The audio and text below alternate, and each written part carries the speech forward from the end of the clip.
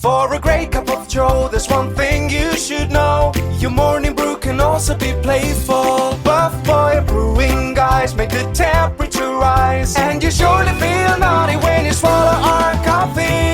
If you want some real heat, give your mouth a fine treat. You will want some more, rest assured. Buff Boy Brewing, you can't get enough of. It's time for The Scribble, your weekly fix of celebrity chats, bizarre stories in the news, and basic random chatter with best-selling author and syndicated radio host Jeremy Bradley. Make sure your seat is in the upright and locked position and your barf bag is securely in place. Here's Jeremy Bradley. Thank you very much, Larson. Jeremy Bradley here. This is The Scribble, joining you from Fort Lauderdale, Florida. Let me tell you why I'm in FL, or FTL, if you're looking at the airport code. It made headlines across North America, really, that there was a big... People were calling it a winter storm. It's spring, though. A blizzard was on its way, heading up to Canada from Colorado. It's called a Colorado low. Hits the prairies, quite regularly. This late in the year, in the season of winter, early spring, it doesn't usually happen. So here's what was happening.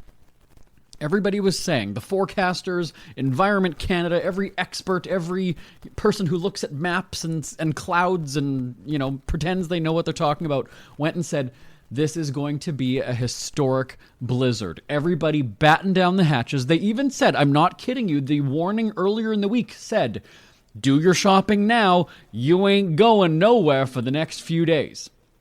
And so everybody was panic buying. Do you remember when Corona started, right? You couldn't find toilet paper. I went to the store. It was, I guess, Monday evening, I think it was. The milk section completely cleared out. Completely cleared out, everybody. Gone. No milk at all. And so I wake up Tuesday morning and I say to my husband, I'm like, you know what? Let's just avoid this bullshit. Let's go to Florida for a week. Let's just do it. And when you're the boss and you got money, you can make things happen. And so we did. We this is we've done spur of the moment things before, right? Road trip, whatever. I think this is one of the first times where we committed to just fleeing the country for a week. And I got to tell you, and we'll, I guess, we'll keep talking about it now. All right. We're going to do a break and then but I'll just keep talking about this. So what ended up happening was, they said batten down the hatches, Tuesday night, it's starting at 7 p.m. Then it's going to be 10 p.m. Then it's going to be 11 p.m. Then it's going to be 4 in the morning. And people who were awake at that time, not very many were up at, 4 in the morning, but everybody was fearing. Some people, like my mother, could not sleep thinking, this is the end. And by 4 a.m., 5 a.m., people are now waking up for work, on Wednesday. And they're like, there's no snow yet. Did we get punked? What's going on here? And no word of a lie, the schools shut down for 2 days, for Wednesday, Thursday. Good Friday is a holiday in Canada, so there was no school anyway on Friday. Stores were closed, just everything stopped. The city of Winnipeg was like a standstill, a ghost town. You go outside, you're risking your life, my friend. You're not going to make it back in. You're done. This is the blizzard of all blizzards, everybody. You better be careful. You could be without power for days. Make sure you have enough groceries. Get your medication. You're not moving. You are stuck in that house until this passes by. Well, here's the reports from the scene that I was watching on the news and then just communicating with people back home, is that by Thursday, I guess it was Wednesday night, so we're not even talking 48 hours into this thing. We're talking a little over 24. By Wednesday night, people are like, this is it? And then they go and say, this is an unpredictable storm, everybody. That's their way of spinning it so that they weren't wrong. Do you see how it works, though? They have millions of dollars worth of satellites and radar and forecasting and models and this and that. They missed this one. They hyped this up. They said this is the first time in 25 years the school division is closing schools. This is how big this is. Ladies and gentlemen, be careful. Be safe. And there was nothing happening. Now, in the outskirts of the city, let me be clear, there was blizzard conditions around the metropolitan area of Winnipeg. So I'm not saying that this blizzard did not happen, but the way that they warned Winnipeggers, is what they're called in the city, Winnipeggers, the way they warned everybody was like, this big city is going to be demolished. And the funniest thing was that the last time there was kind of a big storm that crippled it, 25 years ago, I think I was in high school, yeah. And that was a big deal. The schools were closed. So then fast forward, now only about maybe 3 years ago or so, it happened at Thanksgiving weekend. I was in Los Angeles anyway for work. And all of a sudden, people who know that I'm from Winnipeg were seeing this on CNN, that there was just this big winter storm. And this one was a big one, from what they tell me. I wasn't there for it. But this one brought down trees. This one had power outages. There was some big branches down on my property as well. My parents went to my house and checked. And I missed it. Now, the funny thing was, perfect timing, was that I was flying back to Winnipeg when all was said and done. The storm had already passed, and when I was coming from the airport, now because this was, I guess it was October, so it was dark earlier in the evening, you'd think it was 3 in the morning, 4 in the morning, because the streets were deserted, there was just nothing happening, and I was in the car coming back, and I was looking around going, this is so eerie. It was only whatever time it was, let's say 7, 8 o'clock, I don't know, at night, and I thought, this is a ghost. Like, this is strange. My city has, like, no traffic right now. It's very, very strange. And so same kind of a deal where, everybody wakes up Thursday, day 2 of the snow day, right? Day 2 of the city shutting down. And people are like, so it's a bit windy, but that's what happens in Winnipeg. So, and then actually, hold on, we had it on my screen just a couple seconds ago. We were laughing. Thursday, this is, the CBC had a news story earlier in the week, and it was giving you a day-by-day sort of breakdown. Here's what's happening Tuesday. Here's what's happening Wednesday. Thursday, the first sentence, this is going to be ugly. The storm is in full throttle and northwest winds are strong. So I read that to my mom yesterday on Thursday, and she's like, I'm looking at out the window right now. It's not snowing, it's sunny, and there's no wind. And I was like, wow. So it's one thing. Now, this is where I'm making fun of it, because it's one thing to go and say, oh, it's going to rain tonight, and then it doesn't. Okay, you're projecting this to be like crippling. That they were saying, as always with power outages, make sure you've got batteries and flashlights and bottled water. And I said, what do you think is going to happen in this storm? It's going to snow. The water's not going to shut off. It's not minus 59,000 degrees. What is going to happen to the water? Why do you need to stock up on water? Why would you have no water because it's snowing outside? And so then I said, go and put a giant salad bowl on your front stairs or on your back fence or on somewhere. Catch snow then.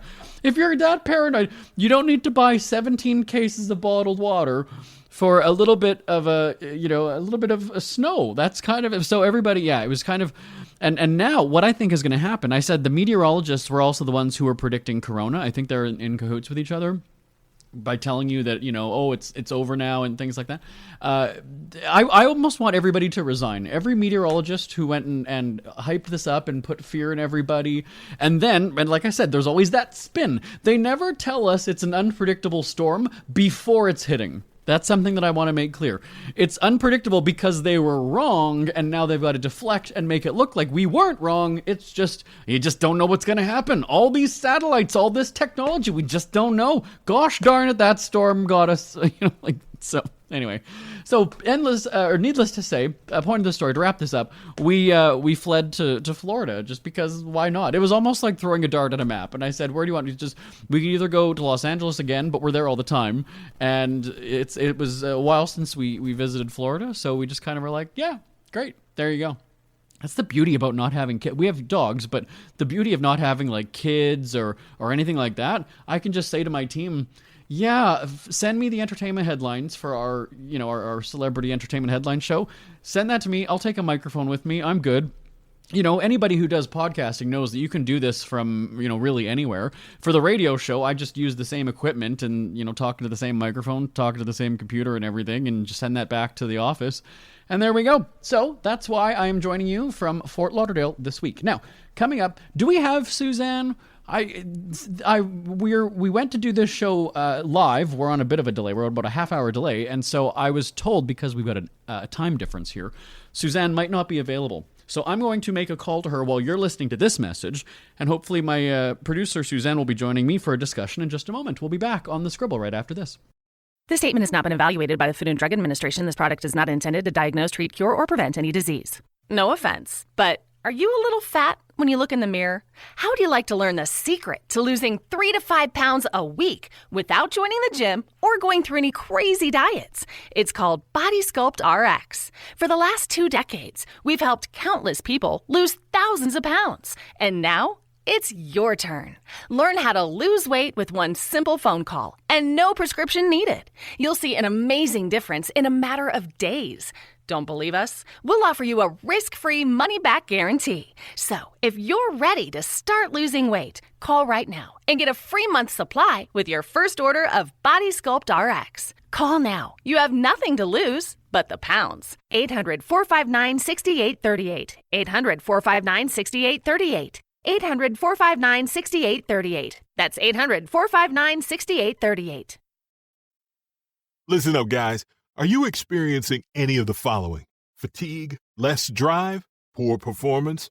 If so, you may be one of the nearly 30 million men in the U.S. today dealing with ED.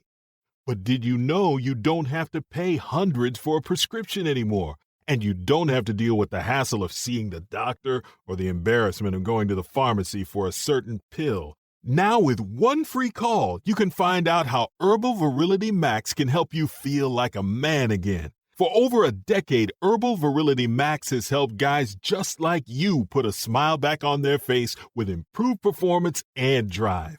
Call today and ask about our buy one, get one free offer. Save the money, save the hassles, and get the better blue pill. Dial 800-578-0179. That's 800-578-0179.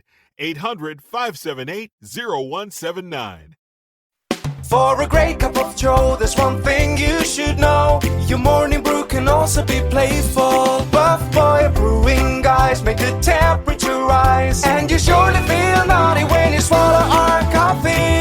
If you want some real heat, give your mouth a fine treat. You will want some more, rest assured. Buff Boy Brewing, you can't get enough of.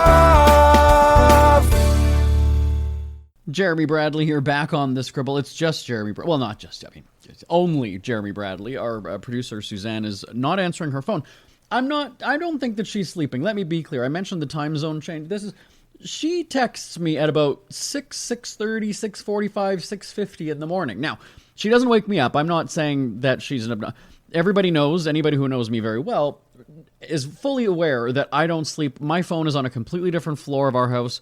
Our bedroom upstairs is no technology, no outside world. We don't have those radio waves all over us. We don't have our phones on our pillows. It's a very, very private bedroom. If you've seen my husband, you'll understand why. We just want that privacy.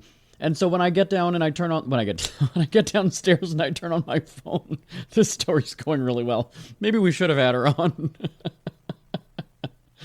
Oh dear. Suzanne will often text me. She'll return texts at 6:30, 7 o'clock in the morning, and we don't wake up until about 10 or 10:30 most days. So I find it hard to believe that she's not up at whatever the hell time it is in Winnipeg right now. 8 o'clock in the morning, 8:15ish or so. Yeah. Anyway, the reason why I wanted her to be on with us is because she's obsessed with Starbucks, and I have been with her on many occasions where we'll be at the mall, we'll be just somewhere, we'll be out doing something, and she's got to get Starbucks, and she's got like an app or something on her phone that she's got points or whatever. So we were actually going to talk about reward and loyalty programs. And then I was with her. We were at the mall one time, and there was a very, very not ambitious. Well, I guess it's ambitious, but more so obnoxious employee at a retail store. And she wouldn't leave us alone. And so I wanted Suzanne to tell that story, but alas, we don't have her here. So, being in Florida, during that last break, my producer, Tim, in Winnipeg, or actually Tim's in Vancouver, Tim was telling me not to say gay because I'm in Florida. And I'm Canadian, so let me just also preface this story with that, as obviously I've been talking about Winnipeg the whole show. I'm fascinated, and being a homosexual, being a fag myself, I just find it interesting that, like, I just like that example I gave you about my bedroom at night, right? Like, or even my house. We are in our own little bubble. And that's a perfect example now that I'm thinking about it, going, our bedroom upstairs, there is no outside, we have a television, yes, but there's no communication with the outside world. Nobody can reach us. Nobody can see us. There's nothing, there's no listening devices there. We don't have any of those, like, turn on the lights machine, like whatever those things are called, those wireless devices or whatever they're. We've got none of that. It's a very, very simple house, and we live in our own little world. And so that, to me, is what's fascinating about these bigots and these assholes who don't say gay, it's bad, you're going to hell because you're a homosexual and whatever. It's funny to me because we're in our bubble. You would have no idea what's happening in our house. And quite honestly, like I said, we enjoy our privacy. The blinds, the curtains, whatever, are generally closed, like, quite a bit to our house. Not that we're doing anything bad. We're not fucking in the front window, but I just enjoy privacy. Also, keeping in mind, and I'm not saying that I'm a celebrity, but I'm also in the media in my city. And so people know who I am. I don't know, I don't want if it's a nice sunny day and the birds are chirping, okay, and we're just sitting there, fine. But, like, at night and things like that, no, I don't want people looking in. I mean, it's just strange. So you wouldn't even know. You wouldn't, and again, my husband is he's a fitness model, bodybuilder. If the two, unless we were, dry humping on the park bench or some, making out in the mall, if you saw us walking together, you would have no idea. You would have no idea that we're together. And so that's what I think is sort of interesting, is that if any of those people who do that whole don't say gay thing, like, we could probably strike up a conversation. Neither of us has feminine qualities where we're like, girl, and, we're not wearing nail polish, we're not doing anything like that. Any of the threatening traits that, gay people seem to possess for these people. The cliches, the stereotypes, the, playing into the generalizations. We don't have anything like that. He's a tan, tattooed, big guy who can punch you and drop you, and I mean, I'm not feminine, I'm not flouncing, I'm not carrying a purse, I'm not anything like that. So it would be interesting to talk with these people as men, and then through the course of conversation, go and say, by the way, that he fucks me. Like, do you know that, like, I suck his dick? Like, did you know that we actually do that? So now that we've been speaking for a few minutes, do you hate me now? Because you liked me for a few minutes when we were having just regular grown-up conversation. Maybe now if I change my voice and I start talking like this, girlfriend, okay, I'm gay, I'm totally gay. Because I think that's what they expect, right? I mean, that's the whole thing. So anyway, and this is also, now this is taking another step to that story, is I don't belong to a community. That's something that I always find very interesting, when it's like, wow, you're part of the LGBT blah community. No, I'm not actually. I'm not even necessarily part of my own community in the city in which I live. I'm talking like my neighborhood. I'm not even part of that. So to go and say just because you're a gay man, you're part of the gay community. No, I'm not. We don't. I'm not going to gay bars. I'm not in any gay groups. I'm not part of the community. Because and it's nothing against. Now you're going to call me a homophobic gay guy, right? No, but it's because I've always been an individual. I've never, even from when I was a child, I've never liked the whole, you are this, or you are that. Not even about gay. Not about gay in the slightest. I always just saw myself as being unique and an individual. And so to say that you're this, you're a one of those, it's not offensive to me, because I'm not offended easily. I couldn't give two shits what people think about me, and I've said that many, many times. I actually just had a conversation with one of my friends about this. She called me the other day. She's very worried about what people think about her. And she just flat out asked me, she's like, how do you not care what people think about you? And I said, well, I mean, I've also been in the public spotlight for a better part of, I've been a newspaper columnist now for 18 years. So from that, and then on the radio for 16, doing this podcast for however many years, my job is to put my opinion out there in the newspaper, and sometimes my job is to poke at you and rile you up and piss you off so that you write a letter to the editor. That's what an editorial columnist, that's what I'm paid to do. And so, I've had everybody, call for my firing because I used the word hell in a column and just completely disagree with me.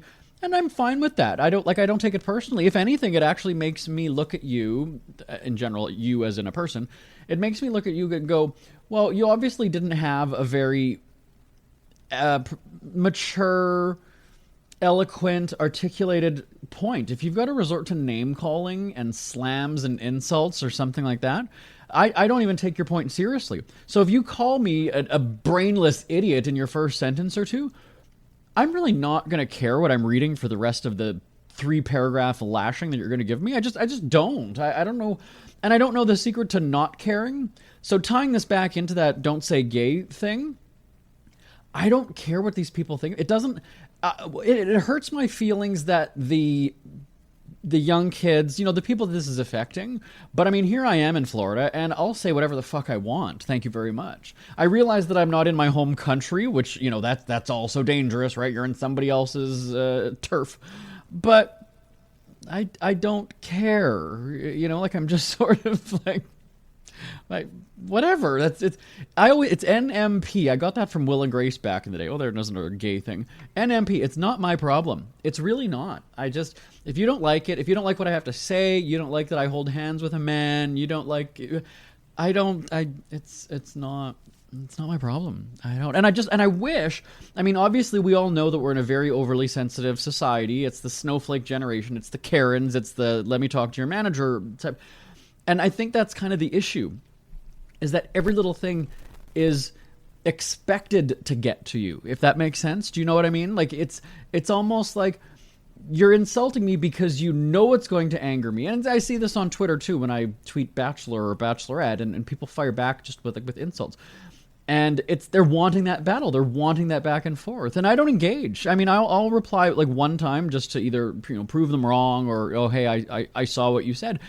And then they'll just keep coming at me. After, what was it? I'm trying to think. On Twitter, after the Chris Rock, Will Smith thing at the Oscars, I made a comment that it would be, Will Smith thought it was like the BET Awards, which have a history of violence.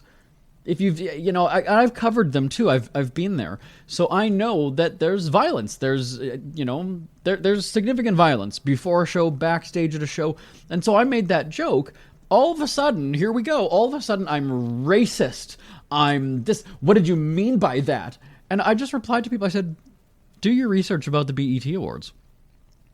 What if I would have said Emmys? Would that have been okay then?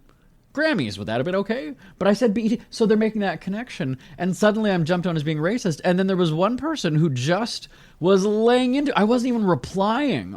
We were taping our entertainment show because it was a Sunday night, and I was, recapping it for the radio stations in the morning, and I see it scrolling. We've got TweetDeck open on one screen, and I just see this person is tweeting, and I sit there going, when are you going to give up? When are you about ready to throw in the towel? Because I'm not engaged. You are now fighting with a screen name or profile, whatever you call it on Twitter. You're fighting with something that's not replying back to you. So you're having a one-sided argument where I'm not even looking at the screen and you're just going and going and going. Now, in all honesty, I saw out of the corner of my eye that was scrolling and new messages were popping up. I didn't even read all of them. So if I were to guess, I would say there were maybe, I'm not even sure, 7 or 8, maybe 9 at most, just tweets that were in success, just like rapid fire. And here's somebody who's just looking for that fight, right? If I'm a white guy who's going to make a comment about Chris or Will or whoever, whatever, I commented on something that involved black people, and here we go. You're the privileged white guy, and I'm sitting here going, that's really where you. That's the roadmap. Like where that's what you took from that. That's how you dug. That's a stretch. That's really, really, really a stretch. And it happened also too one time on, I think it was Bachelor tweeting, where I made jokes about the Bachelor, like, being gay or something like that. And then somebody was tweeting, that's really offensive to the LGBT community. And I said, how so? And then they commented. And then I tweeted a picture. I tweeted a reply of me kissing my man. And then I said, so my husband's laughing, saying that he's not offended by it. And that's the thing, right? Is that the person was so quick to jump to conclusions that I'm homophobe, that I'm smashing. Well, I am smashing some, but I'm bashing the LG community. Or I had too many mimosas already, everybody. Where's that damn Suzanne? Oh dear. Anyway, I just, this is the funniest thing. I always, because I just think to myself, find something better to do with your time. I mean, it goes back to the storm I mentioned at the top of the show, where you have all these people who are going to the store and thinking I've got to fill up my cart from Costco and get 92 jugs of milk, and you're just looking at that going, okay, if that's gonna get you through it, okay. So, all right, send me an email live at jbonair.com. We're back right after this. Ever had something to get off your chest but never had the balls to say it? That's a load of crap. Speak Free with JB.com is exactly what you've been waiting for. Your chance to tell it like it is and not care what anybody else thinks. Have your say on issues of the day. Join newspaper and radio columnist Jeremy Bradley as he tells it like it is. Hundreds of thousands of people have stopped by, including some well-known celebrities who have had a chat with JB and speak candidly about what's really going on in the world. You can join them too. Have a rant or a rave. Be brave and head on over to www.speakfreewithjb.com now. Who are the Kardashians feuding with now? What did that little thug Justin Bieber do this time? Who's getting hitched? And who's headed for Splitsville? Hear the latest celebrity news and gossip every day on Entertainment Wrap-Up. The good, the bad, the ugly, but mostly the ridiculously hilarious. It's all recapped in this daily segment at entertainmentwrapup.com. Have a laugh at the expense of the rich and famous when they take themselves way too seriously. It's 3 minutes of time-wasting fun at entertainmentwrapup.com. Check out Entertainment Wrap-Up at entertainmentwrapup.com. Brought to you by Speak Free Books. Isn't it crazy that you wait for payday, but before you know it, you're strapped for cash again? It's time to stop blowing your money and become a smart spender with the book, The Official Guide to Being an American Cheapskate at cheapskatebook.com. Learn simple ways to cut costs at home every day and during special times of the year. Don't go broke at Christmas. Don't remortgage the house for a fancy vacation. The book is filled with tips to save you money throughout the year. Check out the best-selling book, The Official Guide to Being an American Cheapskate at cheapskatebook.com or on Amazon and iTunes.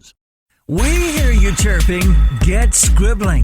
Tweet up the Scribble at The Scribble Show. Join the discussion with Jeremy Bradley. It's all going down right now on Twitter at The Scribble Show and at thescribbleshow.com. JB here, back on The Scribble. During that first break, when I wasn't sure if we were going to have Suzanne on the line, there was panic in my ear. I could hear Tim in Vancouver going and saying, well, you're going to have to vamp. You're going to have to fill... You don't think that I've been doing this long enough, that my stories aren't long enough to fill 30 minutes? That's why we always say it's 30 minutes of time-wasting fun on The Scribble. I don't think that we're ever going to have a problem with me flapping my lips and running my mouth, let me just tell you. So, anyway, it's Easter weekend, so that's a very big day for a lot of people. It's a big day for my family because my grandma's birthday is coming up in a few days, but now let me just be clear on this. She died about a year and a half ago. And so Easter was always one of her very favorite holidays. Well, the biggies, Easter, Thanksgiving, Christmas, I think were kind of, well, in our family in general. And the reason why they were big for our family is because that was how my grandma felt about them. And so, of course, we carried on that tradition. So it's kind of a moment where it's family time. I don't do the church thing. I don't live by somebody else's book, and obviously based on what I've been talking about all show. But for me, now that I'm a certain age, I kind of look at them and go, the holidays, I mean, I look at them and go, it's really just a time to be with your family, spend time with loved ones. During Corona, of course, everybody was, evaluating and I guess even sometimes reestablishing relationships with people. And so this is one of those things where it's like, I'm not going to church for Easter. I'm not, well, hell, I skipped the country. I left my family back home.